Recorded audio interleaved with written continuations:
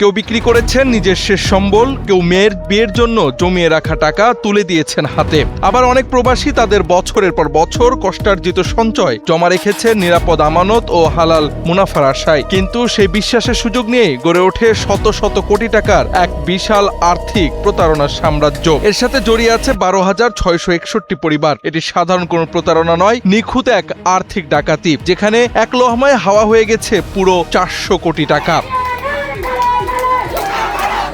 পুলিশের নথি অনুযায়ী এই জালিয়াতির মূল পরিকল্পনাকারী হিসেবে উঠে এসেছে মাদারগঞ্জ উপজেলা জামাতের সাবেক আমির মোহাম্মদ আব্দুল ওয়াহেদের নাম। অভিযোগ রয়েছে মাদারগঞ্জে আল আকাবা বহুমুখী সমবায় সমিতি নামে একটি প্রতিষ্ঠানের আড়ালে পরিচালিত হচ্ছিল অবৈধ ছায়া ব্যাংকিং কার্যক্রম। সোয়ান ইয়েলো এয়ারফ্লো মশারি, মশারোধে 100তে 100, সোয়ান গ্রুপের একটি পণ্য।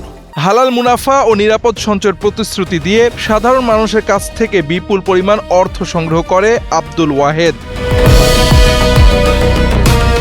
ভুক্তভোগীদের দাবি, প্রতিষ্ঠানটির পুরো কার্যক্রম নিয়ন্ত্রণ করতেন আব্দুল ওয়াহেদ। ব্যাংকিং লাইসেন্স না থাকলেও প্রতিষ্ঠানটি আমানত গ্রহণ করে। নথি অনুযায়ী 12,661 জন গ্রাহকের কাছ থেকে মোট 391,57,65,000 টাকা সংগ্রহ করা হয়। অভিযোগ হলো, এই অর্থ ব্যাংকে সংরক্ষিত না থেকে ওয়াহেদের নিয়ন্ত্রণাধীন সমবায়ের তহবিলে রাখা হয়েছিল।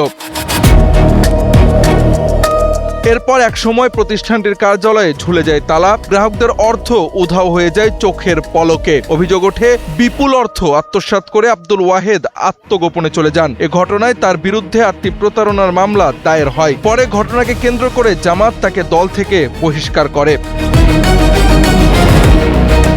দীর্ঘদিন পলাতক থাকায় তাকে গ্রেফতার করা সহজ ছিল না। বিভিন্ন স্থানে অবস্থান পরিবর্তন করে আত্মগোপনে থাকলেও আধুনিক প্রযুক্তি ও গোয়েন্দা নজরদারির মাধ্যমে তার অবস্থান শনাক্ত করে র্যাব। 4 আগস্ট মঙ্গলবার বিকেলে জামালপুর সদর উপজেলার বাইপাস এলাকায় অভিযান চালিয়ে ছদ্মবেশে থাকা আব্দুল ওয়াহেদকে গ্রেফতার করে র্যাবের বিশেষ দল। গ্রেফতারের পর তাকে থানার মাধ্যমে জামালপুর চিফ জুডিশিয়াল ম্যাজিস্ট্রেট আদালতে হাজির করা হয়। আদালত তার জামিন আবেদন নাকচ করে কারাগারে পাঠানোর নির্দেশ দেন। অভিযুক্ত এখন কারাগারে, তবে এখনও অজানা রয়েছে 391,57,65,000 টাকা কোথায়। সবচেয়ে বড় প্রশ্ন, ক্ষতিগ্রস্ত 12,661টি পরিবার কি কোনোদিন তাদের কষ্টার্জিত সঞ্চয় ফেরত পাবে, নাকি আবারও কোনো আব্দুল ওয়াহেদ এসে ফের লুটে নিবে গরিবের রক্ত ভেজা অর্থ সম্বল? জাওয়াদ আহমদ, NPB।